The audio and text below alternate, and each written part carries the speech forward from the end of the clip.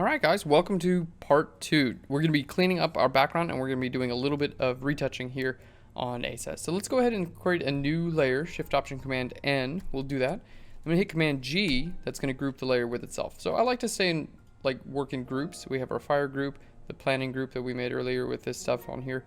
I like to stay in groups, it just makes things a little bit easier. So we're going to just go with this background. There we go. And inside of our background, let's just click on this layer, and this is where we're going to be taking care of our background. So how do we take care of areas like this and like that? Well, one of the best things we can do here is actually we have a lot of information here on our brick wall. So we can translate this. We can take this here and kind of fill it in here and do the same thing here. Now we are going to get a repeating pattern over and over again. Well, brick is repeating for the most part, so that's not a horrible thing. But it is going to be like a little bit, they're not going to wind up matching up completely. It's usually not that big of a deal if they don't match up completely.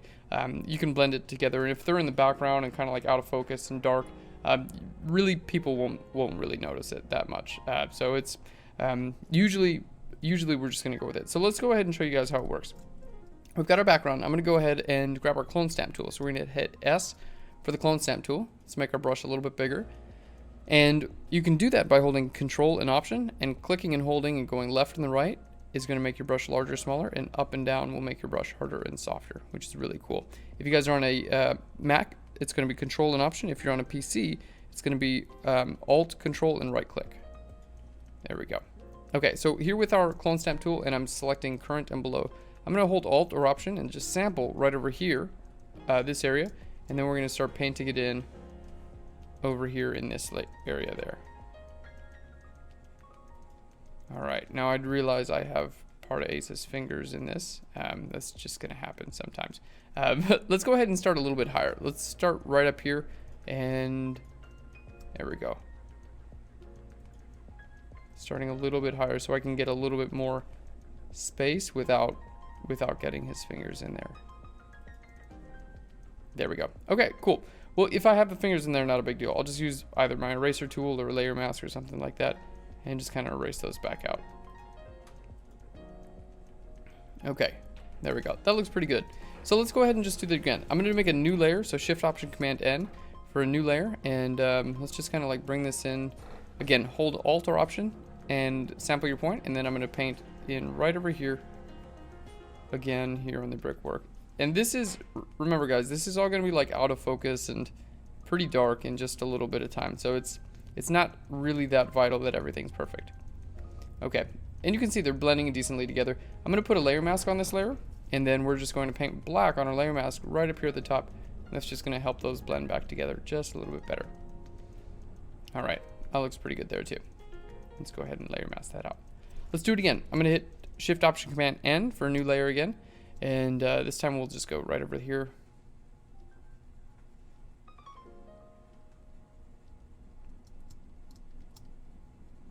There we go. Kind of just fill this whole area in there. Maybe we just move that up a little bit. Okay, cool. So now we're going to put a layer mask on there and layer mask off the top as well. Okay, cool. So there we have a brick wall now. If you want to just, work on this a little bit more, you can honestly go back over top of it and like grab your clone stamp and just like, if you want that area to be a little bit lighter, just kind of go back over the top of it and clone stamp over again. So you just kind of keep on going with this stuff. It really doesn't, the small details, especially because it's out of focus, and you'll see later on, you really will not wind up noticing that. All right, we do need to take care of his shoulder though. We need to make sure his shoulder's cut out pretty well. So to do that, what we're going to do is I'm going to use the pen tool to do this. If you guys have not used the pen tool before, I would recommend going into go to Flurn.com and go to one of the episodes and then go over to the pen tool tags. I'll just show you how to do it. All right. There we go. That's Flurn.com.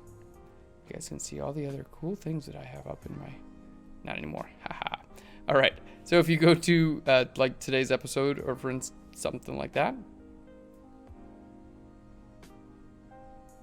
Okay, here we go. You can go to tags and then here over to pen tool, and you can find just about you can find anything you need for the pen tool right there. Okay, but I'll show you guys how to use it anyway. So what we're going to do is basically I just need to make a selection right around Ace's arm here. So I'm going to click here, kind of outside there. Come in, and I'm just clicking and dragging. I'm not holding anything with my keyboard, you know, holding anything on the keyboard. If you do create a point that's like a little bit farther out or in from the point you actually want to make, just hold down the control or the command key, and then you'll be able to click right here on this point and kind of move it around. So I can, even if I didn't make it, you know, in the right exact place to begin with, I could just click here and move it around. If you start making a curve and then it kind of gets off, like I did like there, all you have to do is bring your cursor back to the original point, and you get something that looks like a box with two lines sticking out of it. Click there, and that'll know to like you want to continue going on with this curve. All right, there we are. And let's just go ahead and bring that back down there. Very nice. So that's a pretty decent curve that, you know, defines, ooh, you know what? I'm gonna just hit Option Command Z. I'm gonna go around the other side because I want this to wind up being invisible. Okay, that's pretty good. Now I'm gonna right click on this and we're gonna go to Make Selection, and we'll just say okay. Now what we're gonna do is I'm gonna click back on this background. We're gonna click that and make it visible once more. So since we have this selection, all I need to do is click on that layer mask button, and it's going to add that layer mask for me. But right now you can see it's actually the opposite of what I want the layer mask to look like. It's including, you know, the background there on his arm instead of the opposite. So just click on your layer mask here and hit Command I.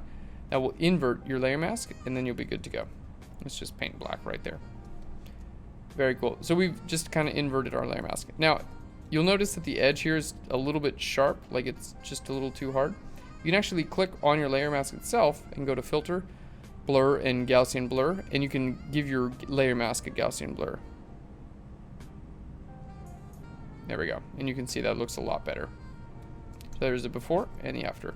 Because it's a little out of focus in this area anyway, so it's just going to look a little bit better. Okay, now that we have that layer mask already defined, I want to make this area a little bit darker here as well. So I'm going to just grab a curve adjustment layer, and there we go. Kind of bring that down in brightness. And keep in mind, it is still visible inside of this group. I'm going to hit Command I, which is going to invert the layer mask on that, making it black, and then just paint white with a regular old paintbrush right down here. All right, and that's just going to keep it from getting so light down there. Let's just zoom out and see what we've got. So already we can see, you know, we've taken care of a window. We've duplicated the bricks right over, and then went ahead and masked that out there. So my layer mask looks like this, and now we've got a couple of bricks, which is really cool. Okay, let's go ahead and make a new layer. Well, we'll just call this, let's make this one background 1, and I'm going to create a new layer. So Shift Option Command N and hit Command G to group that with itself. We'll just call this background 2. And this is where we're going to take care of this guy right here. So let's just zoom in, and this is actually going to be a lot easier. We're going to hit S for the clone stamp tool and just go from like the right over here to the left. And then we'll go from the left to the right. We'll just go back and forth. That'll keep from duplicating information too much.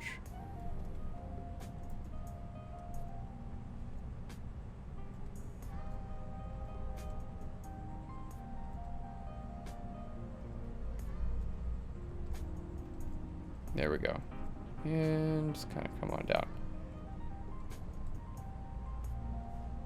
Maybe make some darker areas in that, something like that.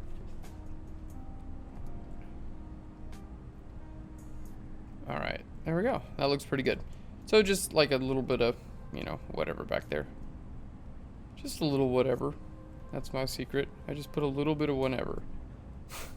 I just find a very small amount and I just put it in there. Okay. So that's taking care of it as well with the clone stamp tool. And we really don't have to be, you know, his arm should be like pretty well defined, but this I don't need to go ahead and grab a, you know, pen tool or layer mask or anything like that. All right, that's taken care of. Now let's see what we can do about this. Let's create another layer, Shift Option Command N. And again, we're going to be with our stamp visible, or sorry, we're going to be with our clone stamp tool. And we'll sample right there and go ahead and just paint right in about there.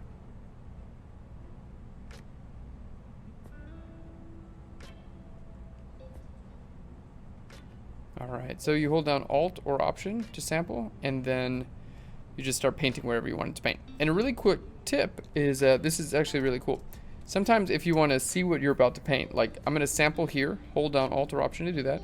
And then if you hold down Alt as well as Shift, it's going to give you a little preview here. So you can actually see, you know, what you're about to be painting. And you can kind of decide, is it in the right place? Does it fit? Etc. etc. etc. So it's just a quick little way to do that. Like here, it was too light. So I'm going to sample here instead. And that actually works quite a bit better. Okay, and there you can kind of make things make a little bit more sense. Okay, we're gonna do the same thing here. Sample over there and just kind of like paint in. And it's okay if you paint a little bit like over top of the fingers in this case, because you can always use a layer mask. It's a little bit better to like over exaggerate or, you know, paint a little bit too far and then mask out than it is to not paint far enough. And the reason there is because it's just a lot easier to use a layer mask, and you really want as large of a sample size as possible whenever you're using something like the clone stamp tool, because it's just going to help everything like be really continuous and consistent. So if you're having troubles with consistency, try just sampling like a larger area. There we go.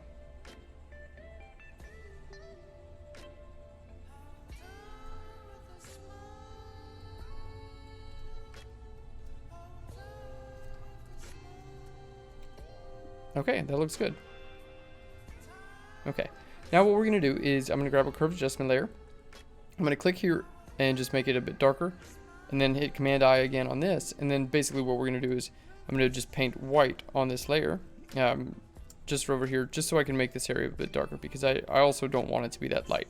So, you know, if you have to do what I just did, like, you know, clone stamp from an area of brick or whatever that's a little bit lighter, and you're like, oh, I really don't want it that light. It's no big deal. Just grab a curves adjustment layer and you can kind of fix that up really quickly. Okay, that looks really good. Now let's just go in here, and this is what's covering up part of the fingers. So I'm going to click on this layer mask, or click on the layer, click add a layer mask to it, and then we're just going to make like a little bit smaller brush, a little bit harder as well. And just make sure that you can see all the detail there. Alright, so I'm just painting black on my layer mask right now, and that's allowing the hand to kind of come through. And then I like to make these layers just visible and invisible, just to see, like, am I missing out on anything? You know, is it showing all the detail that I want? Cool. I think that looks pretty good. There's going to be a giant fireball and all kinds of crazy stuff right here, so for the time being, that's pretty good. So there's our background 1 and our background 2. Let's just, I'm going to make this not as dark right there. So I'll just grab my brush tool, just use a regular old soft brush in this case, and I'll just paint black. All right, and that looks pretty good. So we've got our background 1 and our background 2 together. So there we have, really didn't take that long actually. That took, you know, like about 10 minutes to do that. And just kind of cleans up the background and everything, makes it a little bit better and easier to focus in on a subject. Like, that's a little distraction. It's just a little easier. So let's create a new layer, Shift Option Command N, and then I'm going to hit Command G to group that with itself. And then here we're just going to, let's just call this Retouch. We're not going to do a ton of retouching. I generally don't do a ton of retouching, especially with guys, and the reason is just because I think a little bit more of like a natural look generally looks pretty well. Looks pretty good, especially on this image. It's not a beauty shot. It's supposed to look like this. But I'm going to go through and take care of just a couple areas.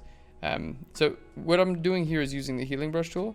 So I'm going to hold down Alt or Option, and that creates a sample point, and then you just paint right over the place in which you actually want your change to be made. And try to sample something similar in texture to where you actually want to paint. So I'm going to like smooth his tongue out, for instance.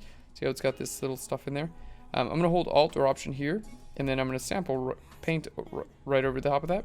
And you can see it just kind of like smooths out the texture. So sample a smoother area and paint over a rougher area. There we go. So it's keeping the color and everything like that, which is really nice.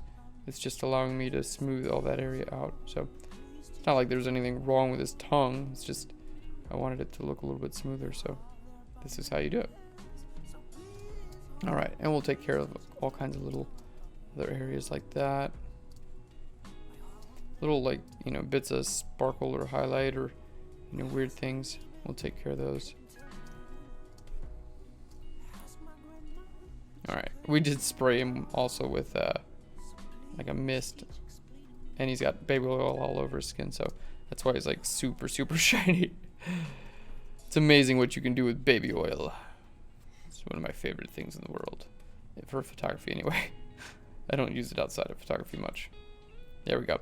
So just kind of like making this invisible, see, so you can see what we did, and not a whole lot needs to be done. Again, I like to keep guys relatively natural looking, but you know, just kind of cleaning it up.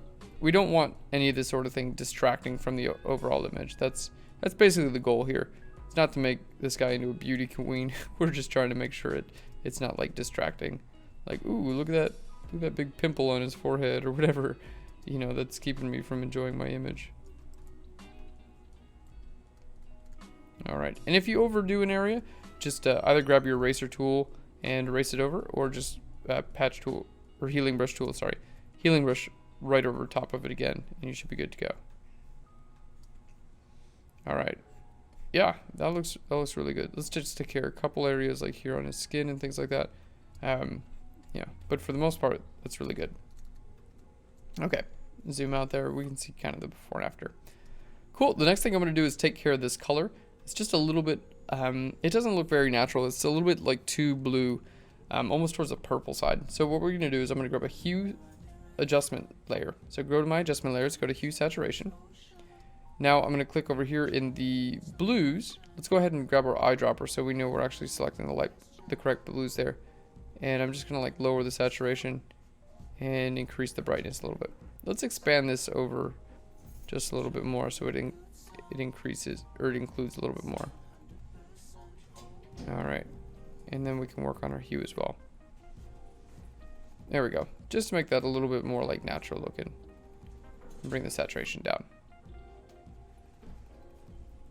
Okay, very cool. So you can see that really is not, it doesn't take too long, it's not too hard, and yeah, basically just like changing that color. You can do that with everything. If I go to hue saturation, if I created another one and I clicked on like reds and I use my eyedropper to change this color here, then I can just change my hue here, and it's going to change like everything that's within that color range is going to change. Doesn't always look good, but it will change. If you wanted to change it like slightly, like a little more yellow or a little more red, you could do that, and that usually works pretty well. If you want to go like all the way to here, generally that's you get something weird like that, but just a little shift and you're pretty good. Okay. There we go. So that is our retouch.